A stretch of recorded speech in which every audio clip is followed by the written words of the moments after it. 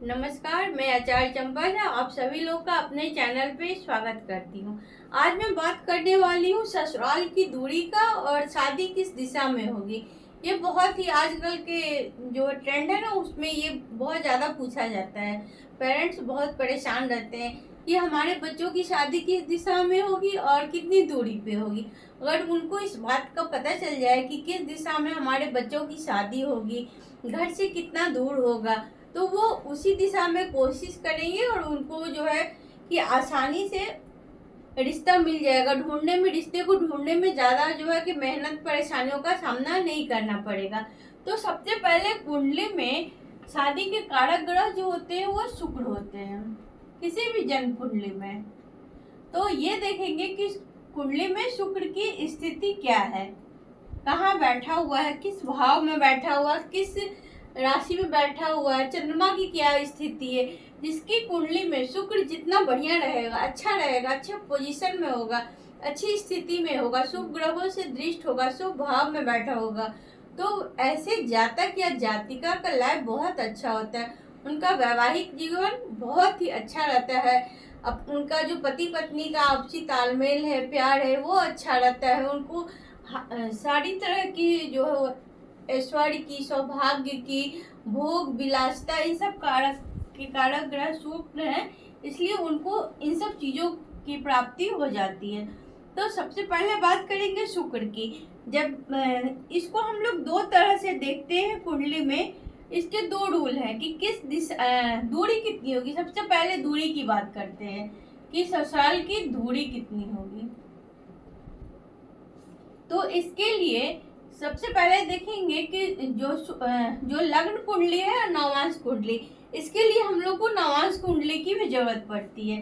तो ये देखना है कि जो नवांश कुंडली है, जिसको हम लोग D9 भी बोलते हैं, तो नवांश कुंडली अगर चर राशि में, चर राशि का मतलब 1, 4, 7 और 10, यदि नवांश कुंडली का लग्न चर राशि है, मेष, कर्क, तुला और मकर राशि है, तो ऐसे लोगों का जो ससुराल की दूरी होती है वो बहुत ही दूर होता है। तो ऐसे जब भी चर राशि में होगा तो ससुराल की दूरी जो है कि काफी दूर होगा। अगर यही नवांश लग्न जो है कि स्थिर राशि में हो जाए, स्थिर राशि का मतलब हो गया 2, 5, 8 और 11, ये क्या है, स्थिर राशि है। तो निकट होता है, पास में होता है। ऐसे लोगों का शादी जो है कि 8 से मैक्सिमम 10 किलोमीटर 15 किलोमीटर के पास ही हो जाता है, ऐसे लोग का शादी। अब बात करते हैं अगर नवांश लग्न जो है कि स्थिर राशि द्विस्वभाव राशि में हो। ये तो हो गई चर राशि, ये हो गई स्थिर राशि और द्विस्वभाव राशि। तो द्विस्वभाव राशि का मतलब हो गया कि नवांश लग्न 3, 6, 12। तो ऐसे लोगों की जो शादी होती है, ना ही ज्यादा दूर होगा ना ही ज्यादा पास होगा। कभी कभी देखा जाता है वो 15 डिग्री के अगर पहले होगा तो फिर दूर में शादी होता है, और लग्न अगर 15 डिग्री के बाद है तो पास में शादी होता है। तो इस तरह से एक सूत्र तो ये है कि नवांश कुंडली से हम लोग देखते हैं कि चर राशि में लग्न है कि स्थिर राशि में है या द्विस्वभाव राशि में है। अगर चर राशि में होगा तो बोलेंगे थोड़ा दूर शादी होगा, अगर स्थिर राशि में है तो बोल सकते हैं कि पास में शादी होगा। द्विस्वभाव राशि में है तो ये होता है कि न ज्यादा दूर होगा न ज्यादा पास होगा। वो नवांश कुंडली के जो लग्न का स्वामी होगा उसकी डिग्री पे निर्भर करेगा। तो एक तो फॉर्मूला ये हो गया, और दूसरा फॉर्मूला हम लोग शुक्र और चंद्रमा से देखते हैं कि शुक्र और चंद्रमा कहाँ बैठे हुए हैं। अगर किसी भी जन्म कुंडली में शुक्र और चंद्रमा साथ में हो, यही नहीं लग्न में ही नहीं, कहीं भी हो, दूसरे में हो, तीसरे में हो, चौथे में हो, 5वें, 6ठे, 7वें, 8वें, 9वें, 10वें, 11वें, 12वें, कहीं भी शुक्र और चंद्रमा एक साथ होंगे तो ऐसे लोगों की शादी बहुत ही पास होती है। अपने घर से 7-8 किलोमीटर के अंदर ही शादी हो जाती है। ऐसे लोग का जब भी जन्म कुंडली में शुक्र और चंद्रमा एक साथ होते हैं तो ऐसे लोगों की शादी 8 से 10 किलोमीटर के अंदर ही हो जाती है। अब देखिए शुक्र और चंद्रमा, यदि शुक्र यहाँ बैठ जाए और चंद्रमा यहाँ बैठ जाए, मतलब कि शुक्र से एक भाव आगे अगर चंद्रमा बैठता है तो ऐसे लोगों की शादी 15 से 16 किलोमीटर के रेंज में होती है।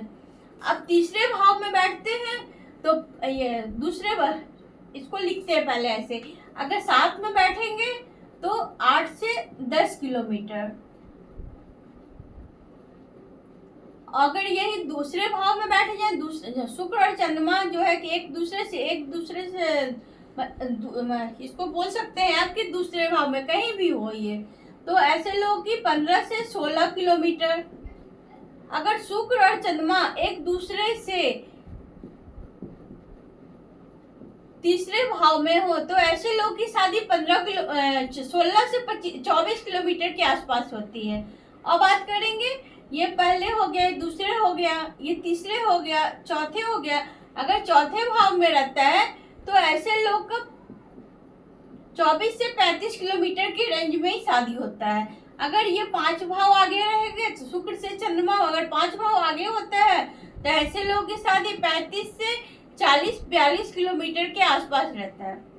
अगर यही शुक्र और चंद्रमा 6 भाव आगे हो जाए तो इनकी शादी 42 से लेके 50 किलोमीटर के आसपास रहता है। इतने ही रेंज में इनकी शादी होगी। जितना घर चंद्रमा आगे होगा उतनी ही दूरी होती है, और सप्तम में रहेगा तो 50 से 60 किलोमीटर के आसपास रहता है। सप्तम और अष्टम लगभग यही होता है। और नवम और दशम में जब भी होता है तो बहुत दूर होता है, ये लगभग 180-90 किलोमीटर से लेके 100 किलोमीटर के आसपास होता है। आप लोग चेक करिएगा किसी की भी कुंडली में। और 11वें और 12वें घर में होता है ना, तो कभी कभी देखा गया है कि या तो ये बहुत पास होगा 4 किलोमीटर के अंदर होगा, या दूर होगा तो 2 से 2.5 किलोमीटर के दूरी पे शादी होती है। कभी कभी सुनने में आता है ना कि इनको अपने ही शहर में बहुत सारे लोगों की शादी होती है, तो उनका शुक्र से चंद्रमा की जो दूरी होती है वो 9 से 10 भाव आगे पीछे होता है, तभी ऐसे लोगों की शादी जो है कि होता है। अब ज्यादा दूर का कभी कभी बहुत दूर भी हो जाता है ना, बहुत सारे लोग अपने शहर अपने कल्चर से दूर हो जाता है। 200, 250, 300 भी कभी कभी देखने को आया कि 300 किलोमीटर के आसपास भी शादी होती है। तो इसमें शुक्र और चंद्रमा की जो है कि स्थिति को इस तरह से हम लोग देखते हैं। तो ये तो जान गए कि कितने दूरी पे शादी हो। दूरी की बात अब बात करेंगे कि किस दिशा में होगी। ये हम लोग को जन्म स्थान से चेक करना है कि किस दिशा में शादी होगी। तो इसके लिए हम लोग सबसे पहले देखेंगे कि शुक्र से सप्तम भाव में कौन सी राशि पड़ रही है। अगर मान लीजिए शुक्र यहाँ बैठा हुआ है कुंडली में चतुर्थ भाव में, तो दशम भाव में इसकी कौन सी राशि पड़ रही है। मान लीजिए यहाँ पे 1 है, 1, 2, 3, 4, 5, 6, 7, 8, 9, 10, 11 और 12। तो शुक्र से सप्तम भाव में कौन सी राशि पड़ रही है, तो शुक्र से सप्तम भाव में कौन सी राशि होगी, तुला राशि होगी। तो तुला राशि जो होता है वो पश्चिम दिशा का स्वामी होता है, माना गया है। तो इनकी शादी पश्चिम दिशा में होगी। आप इस तरह से भी समझ सकते हैं, यदि शुक्र से सप्तम भाव में मेष, सिंह और धनु, इसका मतलब 1, 5 और 9, जहां भी आपकी कुंडली में शुक्र से देखिएगा कि 1, 5, 9 अगर राशि लिखी हुई है तो उसकी शादी पूर्व दिशा में होगा। आप लोग चेक करिएगा अपनी अपनी कुंडली पे। और दूसरा होगा कि यदि शुक्र से, ये तो हो गई मेष ना,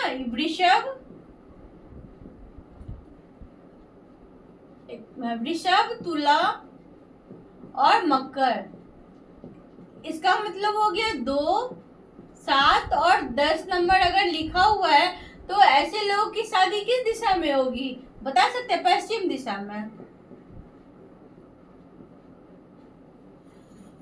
अगर शुक्र से 7वें भाव में मिथुन,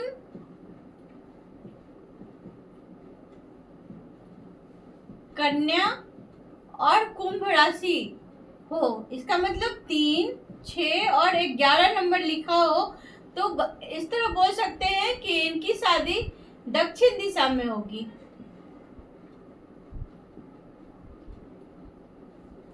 यदि शुक्र से 7वें भाव में कर्क, वृश्चिक